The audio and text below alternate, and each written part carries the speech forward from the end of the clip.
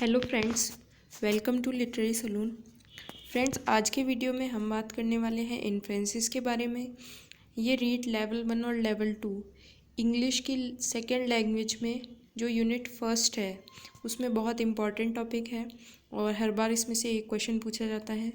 देखिए, उसमें 3 टॉपिक्स हैं। यूनिट फर्स्ट जो है उसमें फर्स्ट टॉपिक है लिंकिंग डिवाइस, सेकंड है सब्जेक्ट वर्ब एग्रीमेंट और थर्ड टॉपिक है आपका इन्फ्रेंस।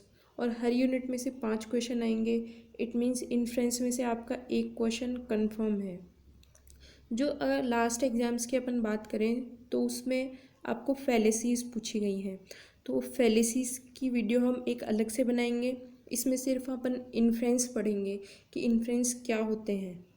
तो स्टार्ट करते हैं आज का video. What is inference? Inference क्या है? तो an inference is an idea और conclusion that is drawn from evidence and reasoning. कि इन्फ्रेंस क्या है?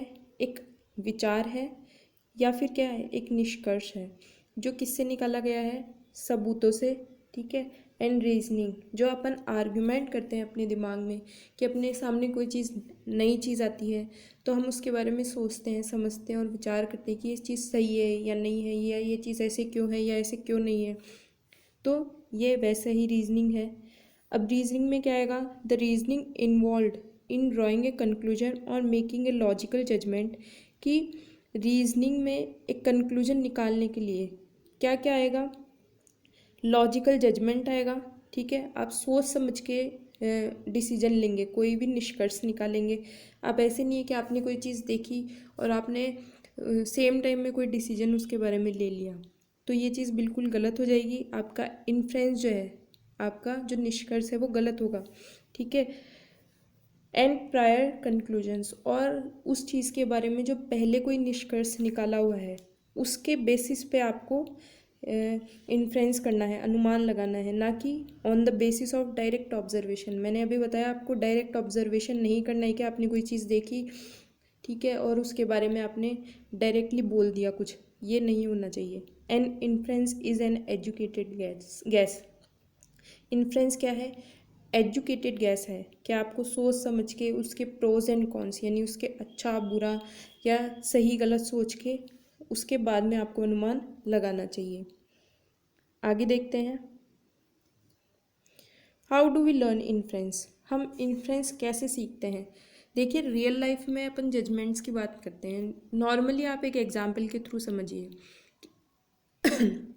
आप किसी पर्सन से मिलते हैं और आप उस पर्सन से मिलने के बाद में आप देखते हैं कि वो पर्सन आपसे बहुत अच्छे से बात कर रहा है। फिर आपने उसको और जाना, 1-2 दिन और देखा, वो आप उसको देखोगे कि उसका बिहेवियर कैसा है। वो सिर्फ आपसे ही अच्छा बात करता है या दूसरों से भी अच्छा बात कर रहा है। तो उसके बिहेवियर के बेसिस पे आप एक निष्कर्ष निकालोगे कि ये पर्सन अच्छा है। ठीक है। या फिर आप ये देखते हो कि वो सिर्फ आपसे ही बात कर रहा है और दूसरों से गलत तरीके से या गलत वे में बिहेव करता है, तो आप ऐसे बोलोगे कि ये पर्सन मीन है, हो सकता है इसको कोई मेरे से मतलब हो, तब ये मेरे से अच्छे से बात कर रहा है। तो इन्फ्रेंस रियल लाइफ में भी होता है। सिर्फ आप इसको लिटरेचर के या इंग्लिश के पॉइंट ऑफ व्यू से नहीं समझकर रियल लाइफ में समझिए। अब देखिए यहाँ पे क्या दिया हुआ है। We learn about some things by experiencing them first hand. कि हम कुछ चीज़ें तो क्या है, पहले एक्सपीरियंस यानी अनुभव करके सीखते हैं। But we gain other knowledges by inference. लेकिन हम दूसरी चीज़ें क्या सीखते हैं? कई अदर चीज़ें, कई कोई दूसरा ज्ञान, कोई दूसरा नॉलेज किससे सीखते हैं? बाय इन्फ्रेंस, अनुमान लगा के। कि हमने पहले कोई चीज़ एक्सपीरियंस की, मतलब पहले हमने देखा कि वो पर्सन अच्छा है या बुरा है। ठीक है। और फिर बाद में हमने अनुमान लगाया कि उसके बिहेवियर के आधार पे, उसके दूसरों से बात करने के या तौर तरीके देखकर हमने उसका बिहेवियर देखा और फिर इन्फ्रेंस किया, अनुमान लगाया और किसी लॉजिकल रिजल्ट पे अपन पहुँचे। The process of inferring things based on what is already known. कि ये जो निष्कर्ष निकालने की ये प्रोसेस जो है वो किस पे बेस्ड है? कि जो हमको पहले से पता है। क्या आपको पता ही नहीं है कि वो पर्सन कैसा है और उसको जानने में ना आप कोई इन्फ्रेंस कर लोगे क्या? नहीं कर सकते ना। When you make an inference, जब आप इन्फ्रेंस करते हो, कोई चीज़ का गैस करते हो, अनुमान लगाते हो, you are reading between the lines. कि आप क्या कर रहे हैं? बिटवीन द लाइन्स पढ़ रहे हैं कि जो चीज़ डायरेक्टली नहीं बताई जा रही है, कि ज़रूरी थोड़ी है कि कोई पर्सन आपको आके बोलेगा कि ये अच्छा है, इसमें ये क्वालिटीज़ हैं और इसमें ये क्वालिटीज़ नहीं है, तो ये चीज़ नहीं होती है। वो बस उसके देखने से पता चलता है, मतलब हम अपने दिमाग में सोच के उस चीज़ को पता करते हैं। Just looking carefully at the facts and coming to the conclusion, कि हम फैक्ट्स को आराम से देखते हैं और उसके बाद में निष्कर्ष पे पहुंचते हैं। You can also make faulty inferences. Faulty inferences यानी गलत निष्कर्ष भी निकाल सकते हो। कैसे? डायरेक्ट ऑब्जर्वेशन करके। अब देखिए यहाँ पे एक एग्जाम्पल है। एग्जाम्पल में आपको दो फैक्ट्स दिए हुए हैं, ए एंड बी, उसके बाद में दो रिजल्ट हैं। तो आप इसको देखिएगा। फर्स्ट सेंटेंस है रणबीर कपूर इज़ हैंडसम। एक एक्टर है रणबीर कपूर, वो क्या है? हैंडसम है। दूसरा सेंटेंस दिया हुआ है Ranbir Kapoor is an actor. Ranbir Kapoor एक एक्टर है, तो दोनों चीज़ें ट्रू हैं। अब आपने दो बातें सुनी कि रणबीर कपूर एक एक्टर है और वो बहुत हैंडसम है, तो आपने क्या सोचा? All handsome people are actor. जितने भी हैंडसम लोग हैं वो सारे के सारे क्या हैं? एक्टर हैं। तो ऐसा कोई पॉसिबल है क्या? जितने भी सुंदर या अच्छे लोग होते हैं वो क्या एक्टर होते हैं? तो ये चीज़ गलत है। और दूसरा कंक्लूजन आपने क्या निकाला कि जितने भी एक्टर होते हैं वो क्या होते हैं? हैंडसम होते हैं। तो ये भी गलत है। तो आपने चीज़ों को डायरेक्ट, सिर्फ आपने फैक्ट्स पढ़े, उसको ऑब्जर्व नहीं किया। ठीक है? तो कई बार आप जल्दबाजी में, हैस्टीनेस करके आप क्या कर सकते हैं? गलत इन्फ्रेंस निकाल सकते हैं। आगे देखिए, इन्फ्रेंस के फंक्शन क्या होते हैं? The function of inference is important not only in literature but in daily life. कि इन्फ्रेंस का इम्पॉर्टेंट सिर्फ लिटरेचर में ही नहीं बल्कि डेली लाइफ में भी है। To make sense of things people say and do, कि लोग क्या करते हैं और क्या कहते हैं। ठीक है? कई कई बार लोगों की आदत होती है सरकेज़म करने की। अगर आप में एबिलिटी नहीं है इन्फ्रेंस करने की, अनुमान लगाने की कि वो हमें ताना कस रहा है या वो हमें कोई चीज़ मजाक में कह रहा है, तो आप क्या कर सकते हैं? हो सकता है कोई व्यक्ति आपको मजाक में कह रहा हो और उसके जो मीन है वो गलत नहीं है, और हो सकता है कई बार व्यक्ति आपको सरकेज़म कर रहा हो यानी आपको व्यंग कस रहा हो, लेकिन हो सकता है आप अनुमान उस चीज़ की गहराई तक ही नहीं पहुंच पाए।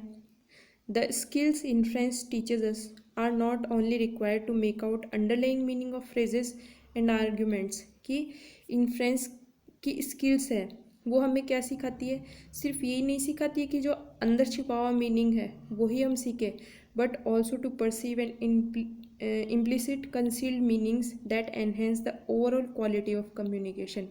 कि जितनी भी कम्युनिकेशन करते हैं हम, उसका जो अंदर छिपा हुआ मतलब जब तक समझ में नहीं आता ना, तब तक उसकी क्वालिटी जो है वो, कम्युनिकेशन की क्वालिटी बढ़ेगी नहीं। कि जब तक हम लोगों की बातों का मीनिंग नहीं समझ पाएंगे।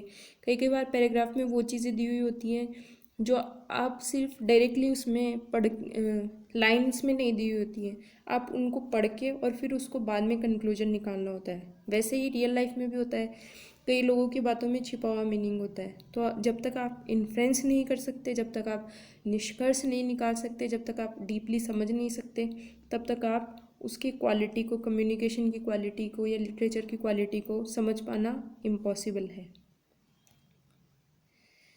It is also use to draw one's own conclusion from a script, कि आपने कोई चीज़ पढ़ी और फिर आपने कोई कंक्लूजन निकाला। जैसे मान लीजिए आप पोइट्री पढ़ते हैं या प्रोज पढ़ते हैं, आपकी प्रोज आएगा और प्रोज में से आपको दिया जाएगा, ये इन्फ्रेंस उसी का टाइप है। जो आपको एक पैराग्राफ दिया जाता है और उसमें से लास्ट में क्या पूछा जाता है कि इस पैराग्राफ का टाइटल दीजिए, या इसमें राइटर क्या कहना चाह रहा है इस लाइन के थ्रू। तो ऐसी चीज़ें आपको अपने कंक्लूजन्स खुद निकालने होते हैं। Inference plays a central role in understanding text by translating in one's mind the effects of uses of particular words। कि इन्फ्रेंस एक इम्पॉर्टेंट रोल प्ले करता है कि आप किसको समझें? टेक्स्ट को समझें। बाय ट्रांसलेटिंग इन वंस माइंड, कि आप उसका जो मीनिंग है वो ग्रैस्प कर ले अपने माइंड में, of the uses of particular words, कि ये वर्ड किसके लिए यूज़ हुआ है। It also makes us see the literary value of the text bye highlighting its strength, कि ये हमारी लिटरेरी वैल्यू को भी बढ़ाता है। कि आपकी जब तक ग्रैस्प, वर्ड को ग्रैस्प करने की एबिलिटी नहीं आएगी, तब तक आप इसकी स्ट्रेंथ को नहीं समझ पाएंगे लिटरेचर में, कि कौन सा टेक्स्ट क्या कहना चाह रहा है। Moreover, inference has a great deal of significance in enhancing the learning abilities of students academically and other device. कि इन्फ्रेंस का महत्व और कहाँ है, इम्पोर्टेंस कहाँ है इसकी, कि लर्निंग एबिलिटीज़ को बढ़ाता है ये। कि बच्चे जब तक कोई चीज़ समझेंगे ही नहीं, आप कहीं पढ़ाने जाओगे और बच्चे जब तक आपकी कही हुई बात को समझ ही नहीं पाएंगे तो आप कैसे पढ़ाओगे। तो अकेडमिकली एंड अदरवाइज और रियल लाइफ सिचुएशंस में भी इसका बहुत इम्पॉर्टेंट रोल है। फिर देखिए, the ability to make inference helps student to develop an understanding of author's perspective by grasping the subtle underlying meaning in the text. कि वही चीज़ दोबारा दी हुई है कि स्टूडेंट्स को हेल्प करता है क्या, inference and understanding of author's perspective. कि आप जब तक ऑथर के साइड पॉइंट ऑफ व्यू से उस चीज़ को ग्रेस्प नहीं कर पाएंगे, उसका अंडरलाइंग मीनिंग क्या है, तब तक आपको उस चीज़ का, पोएम का मीनिंग समझ में नहीं आएगा या प्रोज का मीनिंग समझ में नहीं आएगा। मान लीजिए आपने कोई पोएम पढ़ी शेक्सपियर की, अब आपको पता ही नहीं है कि वो पोएम किस बारे में है, उसका बैकग्राउंड क्या रहा है, उसका पर्सपेक्टिव क्या है। तो वो चीज़ें अभी आपने पढ़ा ना पहले कि आपको क्या करना है, जो पहले के जो कंक्लूजन्स निकाले हुए हैं उनको भी पढ़ना है, और जो अब ऑब्जर्वेशन करेंगे उसको भी डायरेक्ट मतलब बहुत ध्यान से ऑब्जर्व करके फिर बाद में एजुकेटेड गैस करना है। तो इसका मीनिंग आपको पढ़ने के लिए या जो ऑथर का पर्सपेक्टिव है वो जानने के लिए आपको आपकी इन्फ्रेंस की एबिलिटी बहुत अच्छी होनी चाहिए। Without inference people usually and up translating A text by word by word. कि आप जब तक समझ नहीं पाओगे आप क्या करोगे, वर्ड टू वर्ड ट्रांसलेशन करते रहोगे, missing out the association a writer is trying to make. कि आप अटैच ही नहीं हो पाओगे राइटर से कि वो क्या कहना चाह रहा है। Such a lacking approach keeps us from comprehending the whole picture of a piece of writing. कि अगर आप ऐसी अप्रोच रखोगे किसी पीस ऑफ राइटिंग के लिए, किसी भी प्रोज या पोइट्री के लिए, तो आप उसका मीनिंग ही नहीं समझ पाओगे, उसकी ब्यूटी ही आप लॉस्ट कर दोगे। कि वो भी एक प्लेजर ही है, रीडिंग का भी एक प्लेजर होता है अपना। आप जब तक उसको मीनिंग को समझ ही नहीं पाओगे तो आपको क्या पता चलेगा कि वो क्या कहना चाह रहा है। आप सिंपली उसको ट्रांसलेट कर दोगे और जैसे उसका कोई मीनिंग नहीं निकलेगा, उसका कोई मज़ा नहीं आएगा पढ़ने में। The delight a reader feels while going through a text is because of the inference he makes along the way। कि एक रीडर डिलाइट यानी आनंद कब महसूस करता है, while going through a text, कि जब वो टेक्स्ट पढ़ता है। क्यों? क्योंकि वो इन्फ्रेंस करता है, वो अनुमान लगा रहा है, वो उसको समझ रहा है। He makes along the way, पढ़ने के साथ साथ में। People who are better at inferring generally have much more fun while reading than those who do not. कि जिन लोगों की इन्फरिंग की एबिलिटी अच्छी होती है समझने की, वो क्या करते हैं, ज़्यादा मज़े से पढ़ते हैं बजाय उन लोगों के जिनकी इन्फरिंग की क्वालिटी नहीं होती है। The reason is that they understand the script better because they are able to see the things that are not too obvious. कि जो चीज़ सामने नहीं दी हुई है वो उन चीज़ों को समझते हैं। Which is why they follow a story और a text better and enjoy it all the more. इसीलिए वो एक स्टोरी या एक टेक्स्ट को बेटर एन्जॉय करते हैं। Besides understanding the text better helps them draw information from their existing knowledge and relate to the characters more deeply. और इसके अलावा उनका खुद का जो नॉलेज होता है वो उसको भी कैरेक्टर्स के साथ में क्या करते हैं, रिलेट करते हैं। अब इन सब चीज़ों को आप इस तरीके से समझिए कि आप एक मूवी देखते हैं, उस मूवी को आप आधा देख के क्यों नहीं छोड़ देते। कई मूवी ऐसी होती है जिनको आप आधा देख के छोड़ देते हैं। क्यों? क्योंकि आपने उस चीज़ों को समझा, ठीक है, कि कौन सा कैरेक्टर अच्छा है कौन सा कैरेक्टर बुरा है, और फिर आपने इन्फ्लुएंस करते हैं कि हाँ ऐसा होगा या वैसा होगा, ये कैरेक्टर बुरा है तो इसने ये बुरा काम किया और अभी ये ऐसे करने वाला है और ऐसे ही होगा। तो आपका क्या है, अटैचमेंट हो जाता है उससे, और आप क्या करते हैं, डिलाइट फील करते हैं उस चीज़ को। आपने आपको अटैच कर लिया तो उस चीज़ से आप आनंद महसूस करते हैं, इसलिए आप उससे इतना ज़्यादा अटैच होके फिर उसको प्लेजर फील करने लगते हैं उससे, इसलिए आपको अच्छी लगती है मूवीज़ या फिर कोई सीरियल वगैरह जो भी है।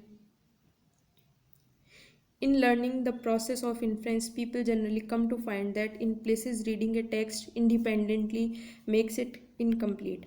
कि लर्निंग प्रोसेस में किसकी लर्निंग, इन्फ्रेंस की लर्निंग प्रोसेस में लोग ये पाते हैं that in place of reading A text independently, कि एक टेक्स्ट के अलग अलग आपने सेंटेंस पढ़े, ये एक सेंटेंस आज पढ़ा, एक कल पढ़ा और अलग अलग जगह पढ़ा, that are certain concept and feeling that we understand better when we associate them in our own experience।